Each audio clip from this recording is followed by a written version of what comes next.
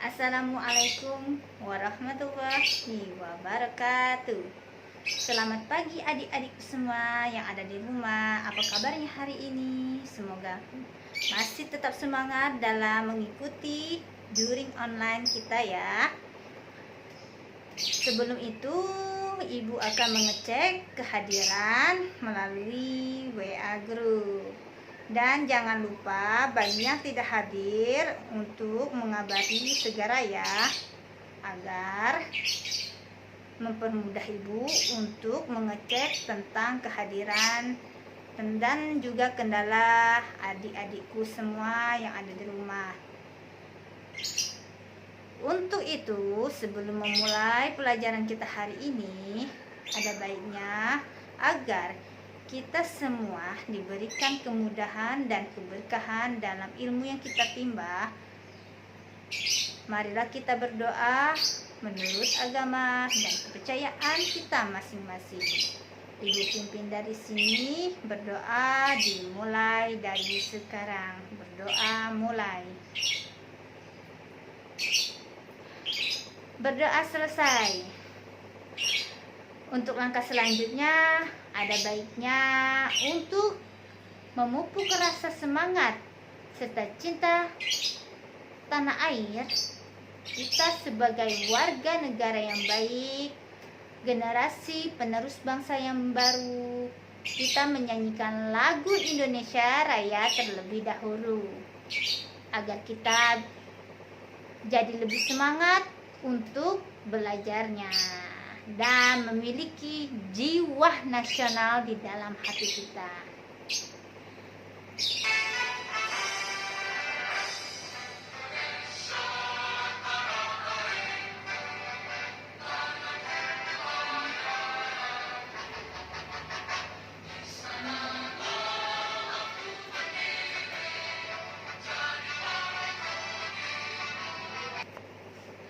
Dengan lagu Indonesia Raya tadi, adakah yang merasa semangat? Oke, baiklah. Tentunya itu sebagai lagu penyemangat kita untuk memulai aktivitas kita hari ini. Adik-adikku semua yang ada di rumah, siapkah untuk belajar hari ini? Bagus sekali. Pertama-tama, Ibu akan menyampaikan materi kita hari ini, yaitu kita mempelajari tema 3, peduli terhadap makhluk hidup, pada subtema 1, yaitu hewan dan tumbuhan di lingkungan rumahku. Oh ya, Ibu mau bertanya, ada yang tahu tidak apa sih makanan pokok sehari-hari? Bagus sekali. Bagaimana pohon padi? Ada yang tahu? Ada? Yaitu pohon padi. Bagaimana? Beras. Iya, beras. Adik-adik, ada yang tahu tidak? Ini gambar apa? Itu adalah padi. Betul sekali, ini adalah gambar pohon padi yang menghasilkan beras. Beras. Betul, sangat pintar sekali. Nasi yang kita makan merupakan dari beras. Beras bersumberkan dari bijian padi. Dan bijian padi tumbuh di daerah persawahan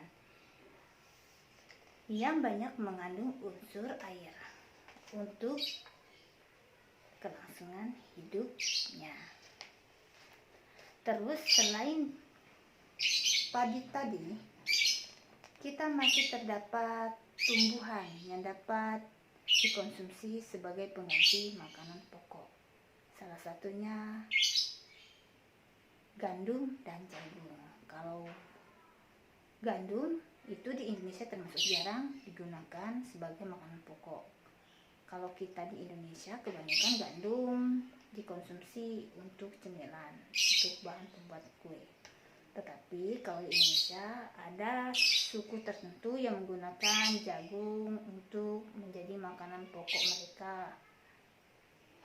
Meskipun tidak semuanya yang menggunakan jagung makanan pokok, tetapi ada juga yang menggunakan jagung sebagai makanan pokok mereka karena mengandung unsur karbohidrat yang cukup baik.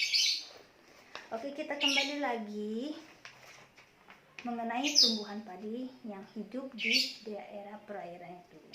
Daerah perairan itu termasuk bentang alam di dataran rendah. Betul sekali. Dataran rendah yang banyak mengandung air dan daerah persawahan. Di sini terdapat contoh gambar bagaimana itu dataran rendah dan dataran tinggi. Ini merupakan daerah persawahan. Daerah persawahan merupakan dataran rendah yang banyak ditumbuhi daerah ladang sawah. Dan ini merupakan pegunungan, rumput hijau, itu merupakan dataran tinggi. Oke, yang ini merupakan, betul sekali, itu dataran tinggi. Nah, mengenai sawah tadi, di Indonesia hampir seluruh Pulau Jawa menghasilkan padi karena wilayahnya sangat cocok untuk ditanami padi. Masih ada terdapat juga wilayah lain seperti Sulawesi dan Sumatera. Nah, mereka juga sebagai penghasil padi terbesar.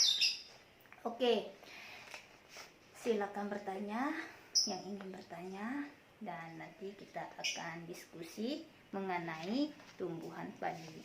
Dan untuk topik selanjutnya kita akan membahas tentang bentang alam yang ada di Indonesia. Apa sih itu bentang alam? Bentang alam yang ada di Indonesia terdapat ada pantai, dataran tinggi, dan dataran rendah. Untuk mengetahui perbedaan dataran tinggi dan dataran rendah, kalian harus membaca pada buku yang ada di rumah kalian masing-masing sebagai buku panduan yang telah kalian miliki. Oke, untuk selanjutnya silakan kalian membuat tabel pertanyaan yang akan kita diskusikan.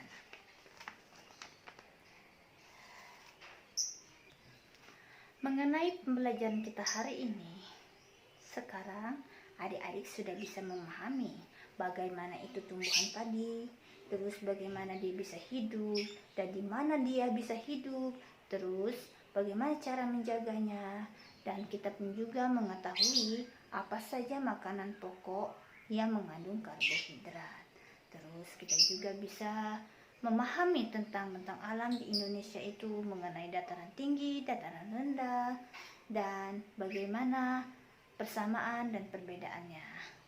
Dan sebelum Ibu mengakhiri pertemuan kita,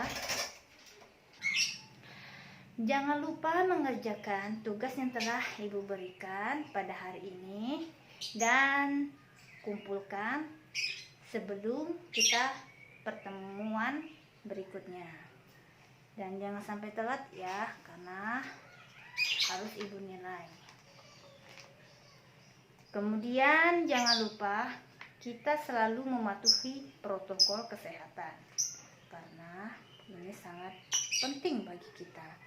Dan apabila kita terserang sakit, maka kita yang rugi. Jangan lupa 5M, yaitu memakai masker, mencuci tangan, menjaga jarak, mematuhi, menjauhi kerumunan, serta membatasi mobilitas dan interaksi, serta tetap melakukan aktivitas fisik. Sampai bertemu di pertemuan berikutnya. Marilah sebelum kita mengakhiri pertemuan kita, ada baiknya kita berdoa menurut agama dan kepercayaan kita masing-masing. Berdoa dimulai. Berdoa selesai. Terima kasih adik-adik sudah berpartisipasi dalam kegiatan pembelajaran kita hari ini, dan tetap semangat. Semoga ilmu dan pelajaran kita hari ini berguna dan bermanfaat bagi pengetahuan kita. Semoga adik-adik di sana selalu menjaga kesehatannya dan selalu dilindungi Yang Maha Kuasa. Dan jangan lupa jauhi kerumunan. Tetap semangat dan harus selalu semangat dalam pembelajaran kita. Meskipun dengan menggunakan online, kita harus tetap menjalankan pelajaran kita dengan rutinitas hari-hari agar kita tidak ketinggalan pelajaran. Jangan pernah merasa lelah untuk menuntut ilmu, karena itu sangat berguna untuk kita.